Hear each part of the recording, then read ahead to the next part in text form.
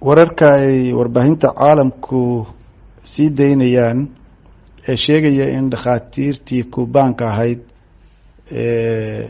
lagu haystay dalka Soomaaliya gudihiisa la sii daayay waa war aan dowladda Soomaaliya ka soo bixin, waa war la abuurayo weeye.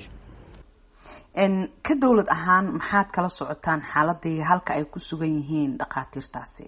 Soomaaliya intii dhakhaatiirtaas la afduubay way ku dadaaleysay dowladda iyo hay-adaheeda amniga inay la socdaan xogta dhakhaatiirtaas, ayna ku dadaalaan sidii dhakhaatiirtaasi loo sii dayn lahaa iyagoo bad qaba, iyagoo nabdoon ay dadkooda iyo dalkooda ugu noqon lahaayeen.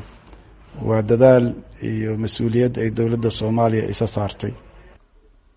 wasiir, ma jiraan wax dadaalo ah oo ku aadan sii dayntooda oo hadda aada wadaan ka dowlad ahaan?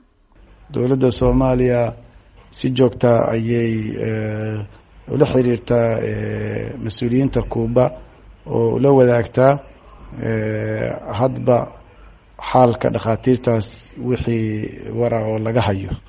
sidee dowladda Soomaaliya iyo Kuuba arrintan uga wada shaqeynayaan? dowladda Soomaaliya iyo Kuuba way iska wareystaan xaaladda dhakhaatiirtaas afduuban. dowladda Soomaaliyana wixii gacan ay ka geysan karto sidii dhakhaatiirta loo sii dayn lahaa iyagoo nabada waa ku dadaashaa, waana wadaysaa dadaalkaas.